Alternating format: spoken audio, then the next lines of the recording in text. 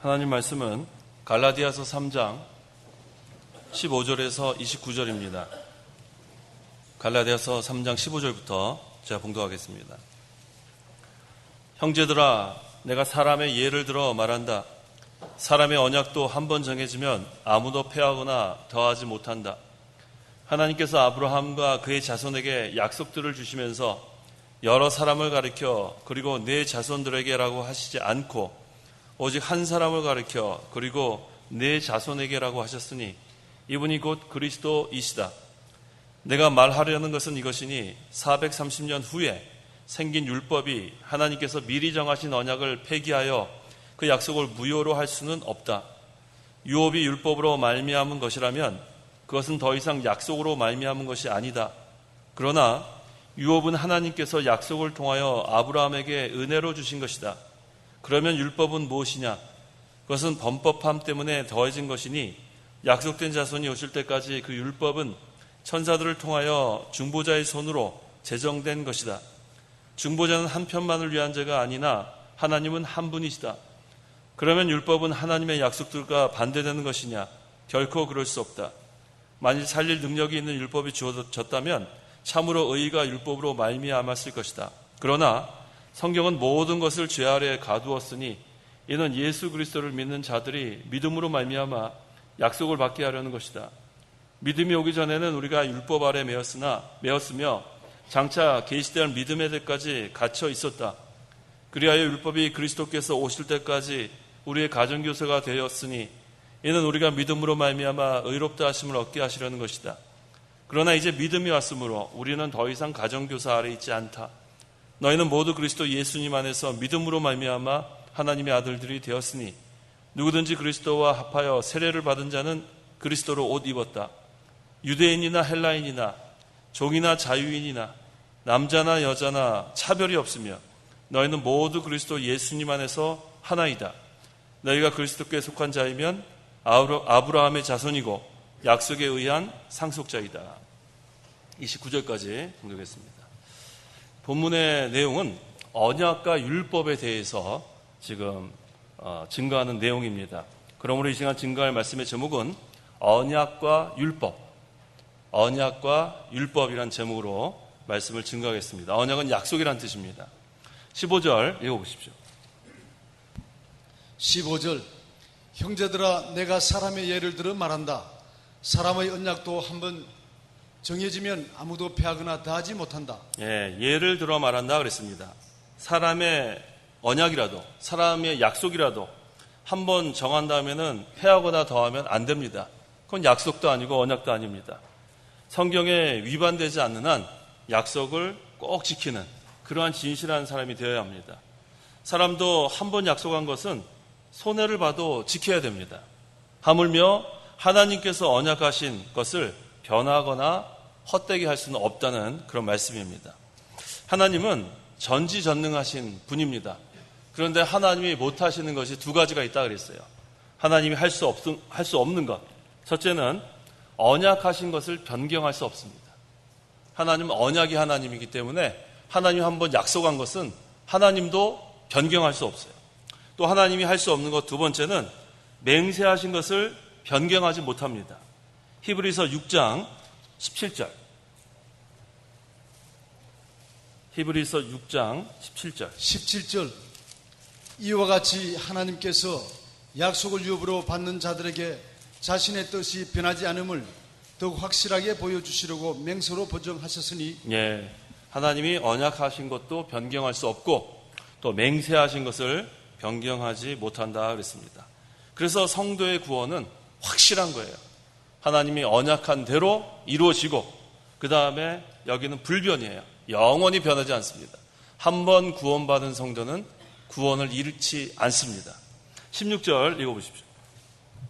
16절 하나님께서 아브라함과 그의 자손에게 약속들을 주시면서 여러 사람을 가리켜 그리고 내 자손들에게 라고 하시지 않고 오직 한 사람을 가리켜 그리고 내 자손에게 라고 하셨으니 이분이 곧 그리스도이시다.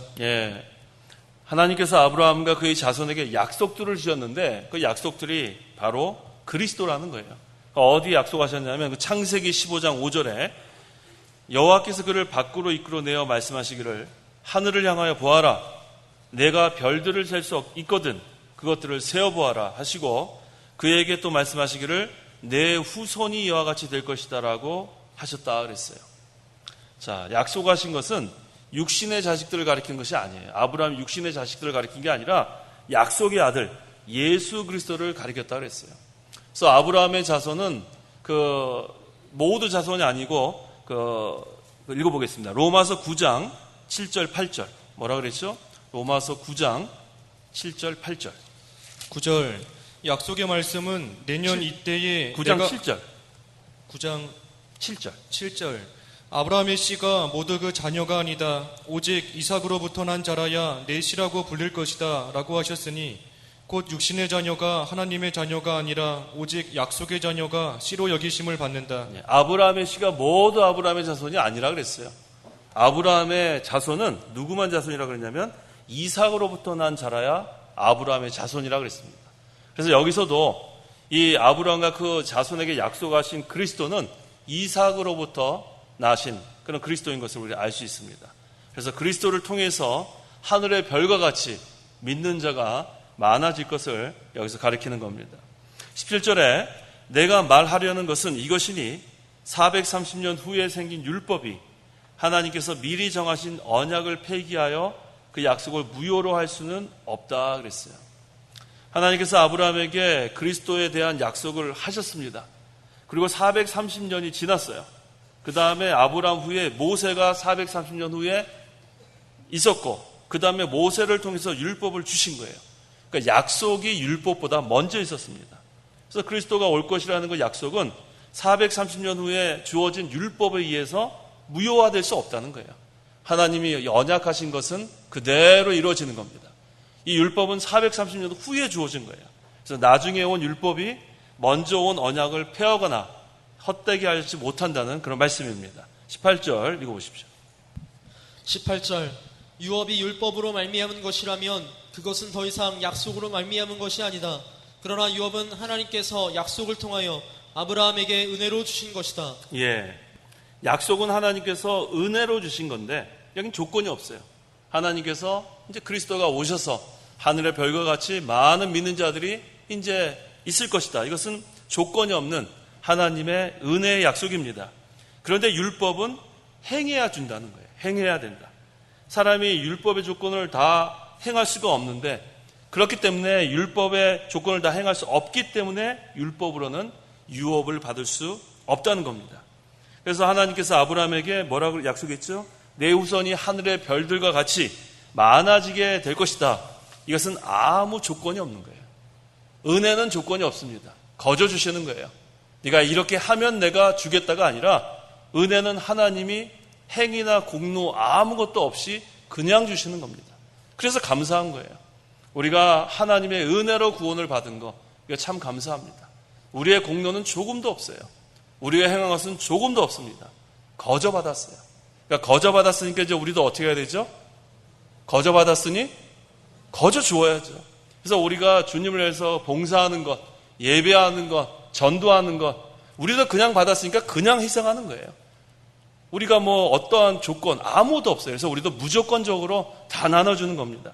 그래서 믿는 자, 그 약속, 그리스도로 인하여 구원받는 것, 이것은 전부 다 아브라함과 함께 참여하는 거라 그랬습니다. 19절, 그러면 율법은 무엇이냐? 자, 이제 약속에 대해서, 복음에 대해서 이렇게 증거했는데, 그러면 율법은 무엇이냐 그랬어요. 율법은 무엇이냐? 그것은 범법함을 위하여 더해진 것이나 약속된 자손이 오실 때까지 그 율법은 천사들을 통하여 중보자의 손으로 제정된 것이다. 그렇다고 해서 율법이 필요 없다는 게 아니에요. 율법을 주신 목적도 있습니다. 율법을 주신 목적은 무엇입니까? 첫째, 죄를 깨닫게 합니다. 로마서 3장 20절. 율법이 없으면 죄가 죄인지 모르기 때문에 첫 번째 율법을 주신 목적은 죄를 깨닫게 합니다. 로마서 3장 20절. 20절 그러므로 율법의 행위로는 그분 앞에서 의롭다 하심을 받을 육체가 없으니 율법으로는 죄를 깨달을 뿐이다. 네, 율법으로는 죄를 깨닫는다 그랬어요. 율법이 없으면 죄가 죄인지 몰라요. 그래서 율법이 필요합니다. 첫째는 죄를 깨닫게 합니다. 둘째 또 율법을 주신 목적은 인간이 연약함과 무능함을 알게 해요. 인간의 연약함과 무능함. 왜? 우리는 율법을 지킬 수가 없어요. 율법이 없으면 우리의 연약함, 우리의 무능함 도무지 깨달을 수 없습니다. 하지만 율법이 주어졌으니까 야, 이거 행할 수가 없구나. 그래서 율법을 주신 두 번째 목적은 인간의 연약성과 무능함을 알게 합니다. 자, 율법을 주시는 목적 세 번째는 그리스도께로 인도합니다. 거기 나왔죠? 그 24절에 나오죠? 오늘 본문. 그리하여 율법이 그리스도께서 오실 때까지 우리의 가정교사가 되었으니 이는 우리가 믿음으로 말미암아 의롭다 하심을 얻게 하시려는 것이다. 그리스도께로 인도하는 역할, 그것이 바로 율법을 주신 목적입니다. 그 다음에 네 번째는 믿음으로 아브라함에게 허락하신 유업을 받게 하는 거예요. 율법, 자, 아브라함에게 그 하나님께서 약속을 하셨어요. 그런데 이 아브라함 역시 율법을 지켜서 구원받은 게 아니라 아브라함도 믿음으로 의롭다함을 받았다 그랬습니다. 그래서 믿음으로 아브라함에게 허락하신 유업 받게 한다. 이게 무슨 말이에요? 믿으면 아브라함과 함께 거기에 참여한다는 거예요. 믿음으로 아브라함의 자손이 된다는 겁니다. 그래서 이 율법 주신 목적이 있어요. 율법은 필요하지 않다. 그렇지 않습니다. 물론 율법을 지켜서 구원받는 것은 아니지만 하나님께서 우리에게 율법을 주신 그런 목적 분명히 알아야겠습니다. 그래서 약속된 자손이 오실 때까지 그랬죠? 이 누구냐면 그리스도예요. 그리스도가 오실 때까지. 그때는 천사들을 통하여 그랬습니다. 천사들을 통하여 율법을 주어졌다. 사도행전 7장 53절에 나오죠. 천사들을 통해서 율법을 주어졌는데 천사들을 통하여 중보자의 손으로 제정된 것이다. 여기서의 중보자는 모세를 가리킵니다. 이게 무슨 얘기냐면 하나님께서 천사들을 통해서 모세에게 율법을 주었다는 말씀이에요. 근데 이것은 아브라함에게 약속을 주신 430년 후에 주신 거예요. 그래서 율법 이전에 하나님의 복음이 있었어요. 율법 이전에 하나님의 약속이 있었습니다. 그 다음에 20절 중보자는 한 편만을 위한 자가 아니나 하나님은 한 분이시다 그랬어요. 자, 중보가 무슨 뜻입니까? 중간에 있는 사람을 중보자라 그래요. 한 사람이 있고 또 한 사람이 있어야 돼요. 쌍방이 있어야 합니다. 그래서 하나님과 사람 사이에 모세를 중보자로 세우고 모세에게 천사를 통해서 율법을 준 것입니다. 근데 그 당시에 율법을 주셨을 때 뭐라고 하나님께서 말씀하셨냐면 율법을 행하면 복을 준다 그랬어요. 그 다음에 율법을 행하지 않으면 벌을 준다 그랬어요. 이게 조건이에요. 그래서 율법에는 항상 조건이 따릅니다. 이것을 행하면 복을 받고 이것을 행하지 않으면 벌을 받는다. 근데 이 중보는 한 편만을 위한 자가 아니라 양쪽을 위해서 있는 것이 중보예요. 그런데 아무리 모세가 중보자의 역할을 하지만 그것으로는 구원받을 수가 없습니다. 천사들을 통해서 모세에게 율법을 줬지만 좀 전에 증거한 대로 율법을 주신 목적은 그런 이유예요. 죄를 깨닫게 하는 것, 그 다음에 인간의 연약성과 무능함을 깨닫게 하는 것, 그 다음에 그리스도에게까지 인도하는 것, 그 다음에 믿음으로 아브라함의 복에 참여하는 것, 이 정도밖에 역할을 못하는데 그래도 그것을 깨닫게 하기 위해서 하나님께서 모세를 중보자로 해서 율법을 주신 거예요. 하지만 그것으로는 되지 않습니다. 그렇다면 여기 뭐라 그랬죠? 20절에 하나님은 한 분이시다 그랬어요. 그렇다면 구원하시는 것은 하나님께서 하신다는 거예요. 하나님의 단독적인 역사입니다. 이것은 쌍방간에 무슨 합의가 이루어지는 것이 아니에요. 구원은 하나님이 홀로 역사하는 겁니다. 아무 조건 없이 하나님의 은혜로 하나님이 창세전에 하나님의 백성을 택하시고 하나님이 구원하시고 하나님이 끝까지 그 백성들을 보존하시는 겁니다. 그래서 하나님은 인간과 합의하는 것이 하나도 없어요. 우리 사람들끼리 합의를 해요. 합의를 해도 안 지키는 게 사람들이에요.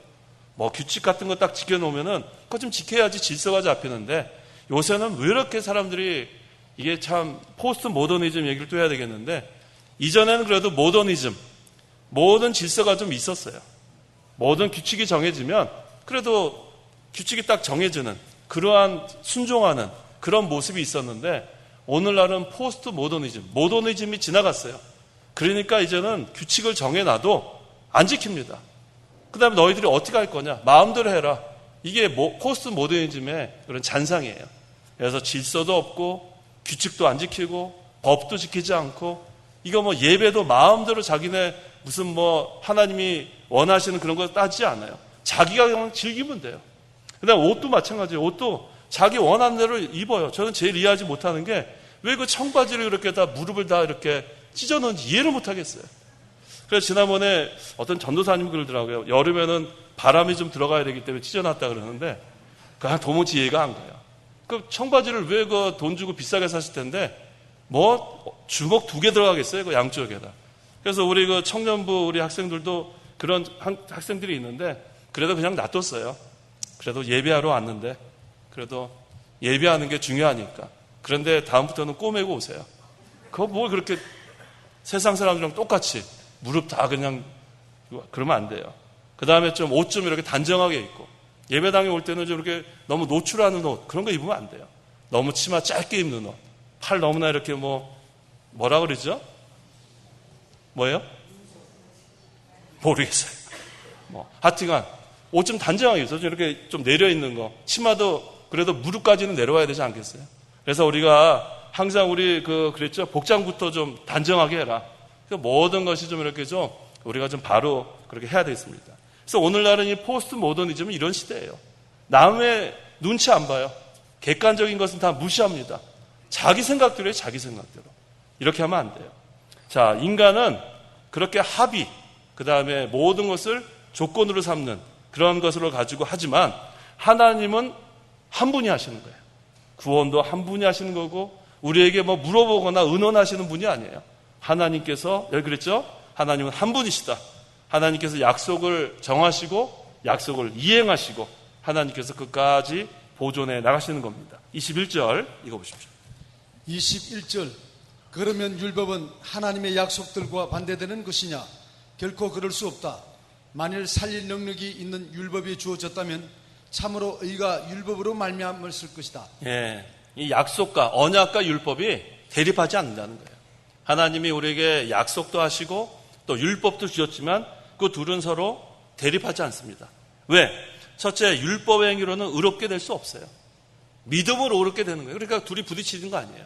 율법으로는 할 수 없지만 믿음으로 된다. 그 다음에 율법으로는 구원받을 수 없어요. 하지만 믿음으로 구원받습니다. 이 두 가지가 부딪히지 않아요.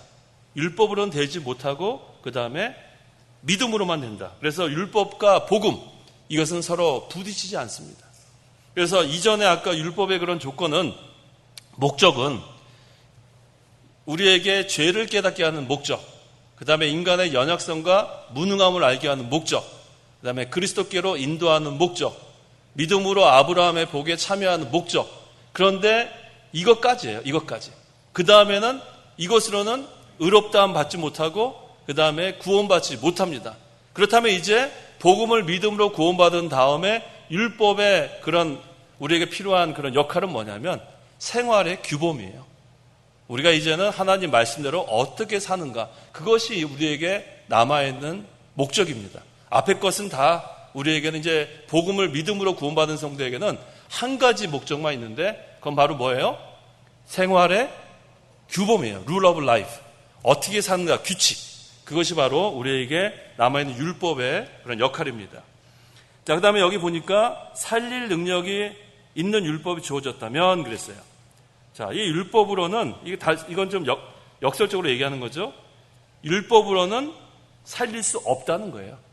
살릴 능력이 있는 율법이 주어졌다면, 가정법이니까 이 율법으로는 살릴 수가 없다는 것을 이렇게 역설적으로 지금 표현한 겁니다.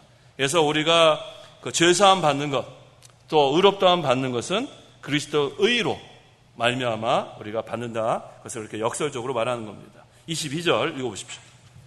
22절 그러나 성경은 모든 것을 죄 아래 가두었으니 이는 예수 그리스도를 믿는 자들이 믿음으로 말미암아 약속을 받게 하려는 것이다. 예, 성경은 모든 것을 죄 아래 가두었으니 그랬는데 여기서 성경은 율법을 가리킵니다. 원래 이 원어도 율법인데 왜 이렇게 성경으로 이렇게 번역을 했습니다. 성경은 율법을 가리키는 거예요. 그래서 율법은 모든 것을 죄 아래 가두었으니 이래야 말이 맞습니다. 그래서 모든 사람이 율법으로 정죄를 받았다는 거예요. 그래서 율법은 모든 사람이 죄를 깨닫게 하고 인간의 연약성과 무능함을 깨닫게 하고 그저 그리스도에게까지 인도하는 것까지 거기까지만 하는 겁니다. 그래서 예수 그리스도를 믿게 하는 것, 거기까지 인도한 다음에 아브라함과 그 약속에 참여하게 하는, 아까 네 번째 목적이었죠. 믿음으로 아브라함과 그 약속에 참여하게 하는 것이 바로 율법의 목적입니다. 그런데 그것으로는 구원받을 수 없어요. 또 의롭다함 받을 수 없습니다. 오직 언약을 통해서, 복음을 통해서만 구원받고 의롭다함 받을 수 있다는 겁니다. 그래서 23절, 믿음이 오기 전에는, 자, 율법만 있을 때예요. 믿음이 오기 전에. 여기서 믿음이 오기 전에 무슨 뜻이에요? 그리스도께서 오기 전이란 뜻이에요. 그리스도께서 오기 전. 또 우리 개인적으로는 그리스도를 믿기 전. 그리스도가 오기 전 또는 그리스도를 믿기 전. 우리는 다 율법 아래 매였다 그랬어요. 율법의 종로를 타는 거예요. 예수 믿지 않는 사람들은 아직도 율법의 종입니다. 왜? 예수님을 믿기 전이기 때문에. 그래서 장차 계시될 믿음의 때까지 갇혀 있는 거예요. 여기서 믿음의 때도 뭐예요? 그리스도가 오실 때까지, 믿음의 때까지는 또 개인적으로는 그리스도를 믿을 때까지. 이해가 되셨죠? 이해가 되셨어요? 예. 믿음이 오기 전은 그리스도가 오기 전, 또 개인적으로는 그리스도를 믿기 전을 말하는 거고, 믿음의 때까지는 그리스도가 오실 때까지, 또 개인적으로는 그리스도를 믿을 때까지 갇혀 있는 거예요. 얼마나 답답해요. 속박. 우리 감옥에 갇혀 보인 적은 우리 다 없지만 생각을 한번 상상을 해보세요. 감옥에 갇혀가지고 완전히 팔다리 다 묶여가지고 율법의 그 사슬에 매여 있는 거예요. 그러니까 얼마나 부자연스러워요. 참 답답할 노릇입니다. 근데 그것이 예수님을 믿음으로 죄와 사망과 율법으로부터 우리가 자유함을 얻는 거예요. 다 그 사슬이 깨어져 버리는 거예요. 그러니까 마음대로 우리는 이제 자유함을 얻게 되는 거. 그거는 그리스도를 믿으면 이제는 죄와 사망과 율법의 건세에서 벗어나는 거예요. 얼마나 속이 후련한지 몰라요. 하지만 예수님을 믿기 전에는 율법 아래 매여 있다 그랬죠. 매여 있는 거예요. 그 다음에 갇혀 있는 거예요. 야, 우리가 갇혀 있는 것도 우리가 답답할 텐데 거기까지 묶여 있어요. 묶여 있고 갇혀 있고 그 율법의 속박이 이런 겁니다. 하지만 예수님을 믿으면 자유로워지는 거예요. 영의 자유를 누립니다. 숨을 쉴 수가 있어요. 얼마나 이게 기쁜 일인지 몰라요. 24절 읽어보십시오. 24절, 그리하여 율법이 그리스도께서 오실 때까지 우리의 가정교사가 되었으니 이는 우리가 믿음으로 말미암아 의롭다 하심을 얻게 하시려는 것이다. 예, 이 가정교사, 우리 어린아이들 집에서 가르치죠? 가정교사. 자, 그건 뭐 하는 거예요? 어린아이들 가르치는 거예요. 가르치는 거. 그런데 이 아이가 가정교사의 교육을 잘 받고, 그래서 그 당시에도 가정교사가 있었습니다. 그래서 거기서 잘 이렇게 공부도 가르쳐주고 도덕적으로나 뭐 여러 가지 면에서 잘 교육을 시킵니다. 그런데 이 아이가 장성했어요. 그 다음에는 가정교사는 내보냅니다. 가정교사 필요하지 않아요. 어렸을 때는 가정교사를 통해서 장성해야 되는 그런 목적이 있어요. 하지만 이제는 장성하면은 가정교사로부터 자유롭습니다. 그 다음에는 어떻게 돼요? 이제는 상속자가 돼가지고 그 아버지의 유업을 다 받아 누리는 거예요. 그런데 나이가 들어서도 가정교사를 옆에 붙여놓는 건 그건 문제가 있는 거예요. 그래서 가정교사는 어렸을 때, 그때까지만. 그래서 마찬가지로 이 율법은 그리스도가 오시기 전까지만 필요한 거였어요. 아까 네 가지 목적이 뭐였어요? 율법의 목적? 죄를 깨닫게 하는 목적? 인간의 연약성과 무능함을 알게 하는 것? 그리스도에게까지 인도하는 것? 믿음으로 아브라함과 그 약속에 참여하는 것. 여기까지. 그 다음에 이제 그리스도께 오셨으니까 이제는 가정교사는 내보내면 돼요. 이제는 그리스도와 동행하면 되는 거예요. 이제 상속자로서 하늘의 유업을 다 받아 누리고 이제 그리스도와 동행하면 됩니다. 25절 읽어보십시오. 25절, 그러나 이제 믿음이 왔으므로 우리는 더 이상 가정교사 아래 있지 않다. 예, 믿음이 왔으므로, 그리스도께서 오셨으므로, 이제 그리스도를 믿음으로 말미암아 우리는 이제 가정교사, 율법 아래 있지 않는 거예요. 이제는 다 자유로운 거예요. 이제는 예수님을 믿는 그런 성도는 영의 자유가 있습니다. 얼마나 좋은지 몰라요. 그런데 아무리 성도라도 일시적으로 그리스도를 떠나게 되면 문제예요. 늘 그리스도와 동행하면은 이제 문제가 없어요. 얼마나 자유로워요. 하늘나라의 유업을 다 받아 누리고 하나님 주시는 평강과 기쁨과 복과 은혜를 다 받아 누리는데 일시적으로 그리스도를 떠난 생활을 하게 되면 거기서 문제가 생기는 거예요. 그럼 어떻게 되죠? 다시 가정교사한테 가야 돼요. 다시 가정교사. 가정교사가 누구예요? 율법이에요, 율법. 다시 율법 아래 들어가게 돼요. 이제 지금 하나님께서 예수를 믿음으로 죄와 율법과 모든 그러한 권세로부터 해방이 되었는데 이제 그리스도와 동행함으로 영의 자유를 누리다가 다시 그리스도를 떠나 범죄하게 되면 다시 죄의 종로로 율법의 종로로 또 들어가는 거예요. 얼마나 답답한 노릇입니까? 우리 로마서 6장 6절에 우리 옛사람은 어떻게 했다고 그랬어요? 십자가에 못 박혔다고 그랬어요. 못 박혔다고. 옛사람은 십자가에 못 박혔는데 다시 죄를 지어서 다시 그 자리로 다시 가려고 하는 그런 어리석은 자입니다. 그래서 우리 지난 시간인가 지지난 시간 우리 갈라디아서 2장 20절 다 이제 외우시죠? 갈라디아서 2장 20절? 예, 끄떡끄떡 하시는 자 외워보세요. 시작. 내가 그리스도와 함께 십자가에 못 박혔으니 그랬어요. 내가 그리스도와 함께 십자가에 못 박혔으니 나의 옛사람은 이제 십자가에 못 박혔다 그랬어요. 로마서 6장 6절에. 이제 그곳으로 우리는 이제는 죄하고는 좀 우리는 떠나야 되는데 문제는 그리스도를 떠나게 되면 다시 죄 가운데로 들어간다는 거예요. 그러니까 분명히 알아야 합니다. 이제 우리가 이제 죄로부터 좀 자유로워야 돼요. 그런데 다시 죄를 지면 마음이 평화와 기쁨이 다 깨집니다. 순식간에 깨져요. 왜? 다시 율법에 속박되고 죄의 종류를 하게 되니까 마음의 평강이 순식간에 깨져버리는 거예요. 그래서 그렇게 좋은 하늘나라, 그렇게 좋은 하나님, 너무너무 예수 믿는 게 너무너무 기쁨, 그런 생활을 하다가 다시 일시적으로 그리스도를 떠나게 되면 마음이 다시 답답해지는 거예요. 다시 무서워지는 거예요. 율법의 속박에 있으니까, 매여 있고 또 갇혀 있으니까 얼마나 그것이 어둡습니까? 그런 거예요. 그래서 우리가 항상 이 갈라디아서 2장 20절을 요절로 외워야 돼요.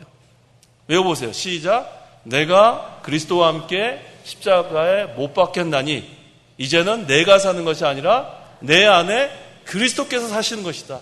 이제 내가 육체 가운데 사는 것은 나를 사랑하사 나를 위하여 그렇죠. 죽으신 그리스도를 믿는 믿음으로 사는 거라 그랬습니다. 그래서 우리가 이걸 날마다 외우세요. 이제는 내가 사는 것이 아니에요. 내가 사는다고 생각하면 그때부터는 또 우리는 힘들어져요. 내가 하려고 하면 그때부터 우리는 힘들어지기 시작합니다.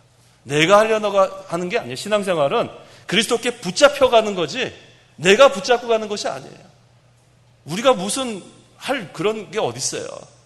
무슨 하나님을 의식하면서 살아요. 하나님을 어떻게 한다고요? 의지하면서 사는 거죠. 의지하면서 의지. 우리가 무슨 하나님을 붙잡을 그런 능력이 어디 있어요. 하나님께 붙잡힌 바 돼서 하나님을 전적으로 의지해서 우리는 인도함을 따라가는 거예요. 그거 잘못 배우면 안 돼요. 무슨 하나님을 우리가 붙잡고 갈 수 있나요? 하나님을 의식하는 건 뭐예요? 하나님 무슨 CCTV예요? 뭐 여기 CCTV가 있어서 CCTV 의식하는 거예요? 우리는 하나님을 의식하면서 하는 사람이 아니에요. 어떻게 하는 사람이에요? 의지하는 사람들이에요. 의지하는 사람들. 항상 우리가 그걸 알아야 돼요. 우리가 할 수 있는 것은 없어요. 항상 하나님 우리를 붙잡아 주시고 우리는 그리스도께 붙잡힌 바 되어서 그리스도를 바라보면서 우리는 그냥 나아가는 거예요. 이게 우리의 신앙생활입니다. 그 다음에 몇 절까지 했죠?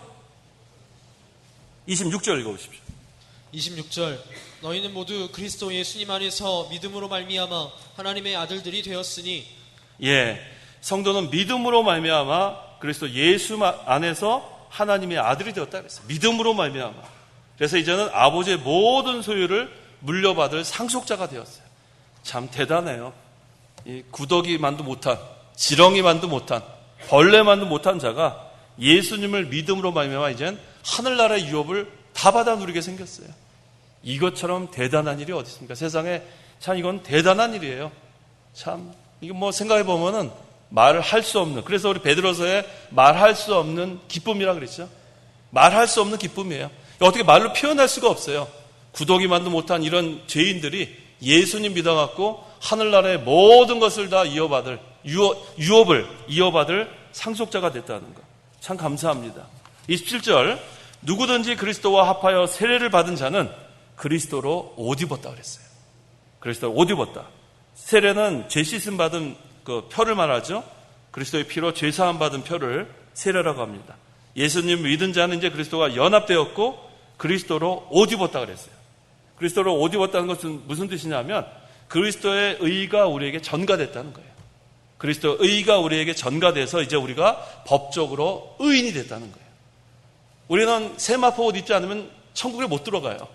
그런데 우리가 한 것은 하나도 없는데 예수님을 믿기만 하면 예수님께서 이루신 완전한 의가 우리에게 입혀지는 거예요.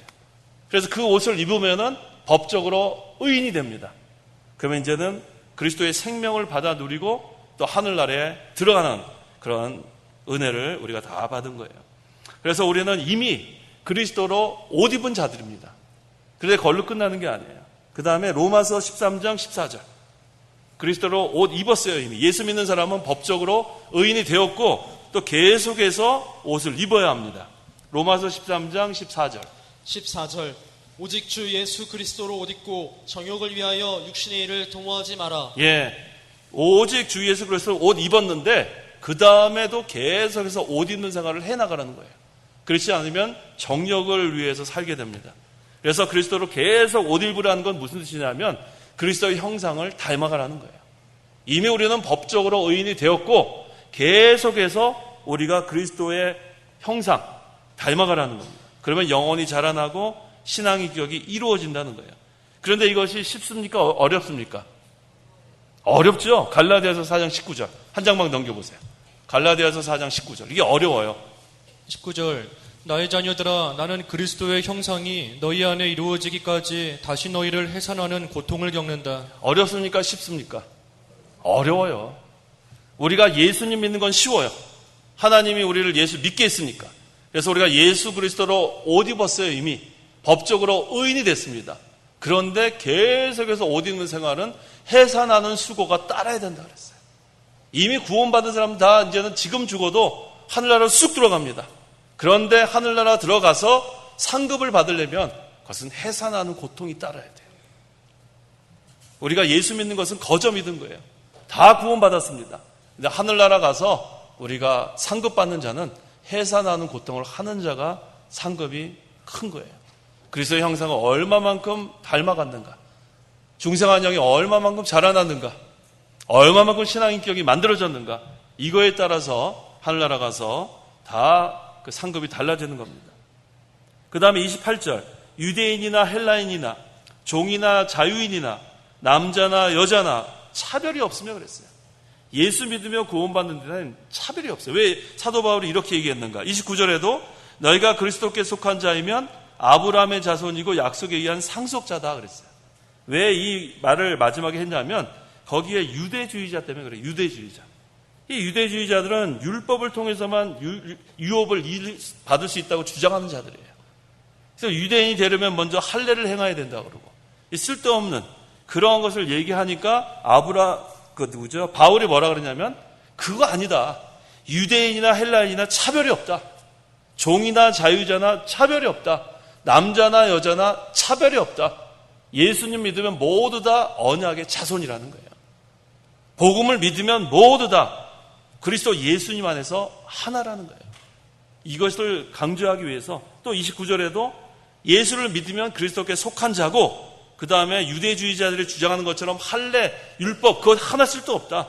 예수님을 믿기만 하면 아브라함의 자손이고 약속에 의한 상속자라고 결론을 내리고 있는 거예요. 그 당시 갈라디아 교인들이 이 유대주의자들 괴롭힘을 많이 당했어요. 하지만 그거 아니다. 그래서 사도 바울이 이 28절, 29절에서 결론을 짓는 거예요. 아브라함의 자손은 약속대로 유업을 잇는 자다. 예수 믿는 자는 그리스도께 속한 자다. 거기는 신분이나 사회적 지위나 인종에 관계없이 믿음으로 예수 그리스도를 자신의 주로 영접한 자면 다 아브라함의 자손이다. 그렇게 여기서 증거하는 겁니다. 이제 우리는 다 예수님 믿는 자들이니까 다 아브라함의 자손이 됐습니다. 우리는 다 언약의 백성이 됐습니다. 우리는 다 하나님의 아들로서 상속자가 됐습니다. 이제 하늘나라 가는 것은 이것은 다 하늘나라 가는 거고 하늘나라 유업 받은 거 다 받을 자들입니다. 이제 우리가 해야 될 것은 한 가지예요. 어떤 수고를 해야 돼요? 해산하는 수고를 해야 돼요. 이게 이제 우리 할 일이에요. 해산하는 수고. 그래서 이제 우리는 그리스도로 다 옷 입은 자이기 때문에 법적으로 의인이에요. 그리스도의 완전한 의를 우리에게 입혀주셨기 때문에 그래서 우리는 이제는 구원에 대한 것은 확신이 있습니다. 그런데 이제 해산하는 수고. 근데 이것도 우리 혼자 할 수 있는 게 아니라 그랬죠. 아까 우리가 하나님 그리스도를 붙잡는 거예요? 붙잡힘 받는 거예요? 붙잡힘 받는 거예요. 우리 혼자서 해산하는 수고 아무리 해도 되는 게 아닙니다. 먼저 붙잡힌 받는 자가 돼야 돼요. 그 다음에 그리스도를 바라보고 그 다음에 이제 그리스도의 능력을 힘입어서 우리가 해산하는 수고를 하면 이제 또 그리스도의 옷을 더 입는 거예요. 그래서 계속해서 그리스도를 옷 입는 생활 그렇게 해나가는 저와 성도 여러분이 되어야겠습니다. 기도하십시오. 기도하겠습니다. 하나님 아버지, 은혜와 사랑을 참으로 감사합니다. 율법을 행함으로 구원받을 수 없고 율법으로는 의롭다함 받을 수 없지만 하나님의 은혜로 예수님을 믿으면 우리가 다 의롭다함을 받았고 구원받게 하심을 참으로 감사합니다. 율법으로는 죄를 깨닫게 할 수밖에 없고 인간의 연약함과 무능함을 알게 할 수밖에 없고 그리스도에게까지 인도할 수밖에 없고 믿음으로 아브라함의 약속에 참여할 수밖에 없지만 이제 우리는 그리스도를 믿음으로 우리가 그 약속을 다 받아 누리고 하늘나라의 모든 유업을 상속받을 상속자로 삼아주심을 참으로 감사합니다. 이제 우리에게 다 구원의 확신이 있사오나 우리가 앞으로 더 해산하는 수고를 함으로 그리스도를 옷 입는 생활을 할 수 있도록 도와주시옵소서. 점점 우리의 신앙 인격이 만들어지고 그리스도의 형상을 닮아가고 중상한 영혼이 자라나야 되겠는데 날마다 그리스도께 붙잡힌 바 되고 그리스도를 바라보며 힘있게 나아가는 저희 모두가 될 수 있도록 역사하여 주시옵소서. 예수님의 이름으로 기도하옵나이다. 아멘. 찬송가 484장, 새 찬송가 365장, 484장, 365장.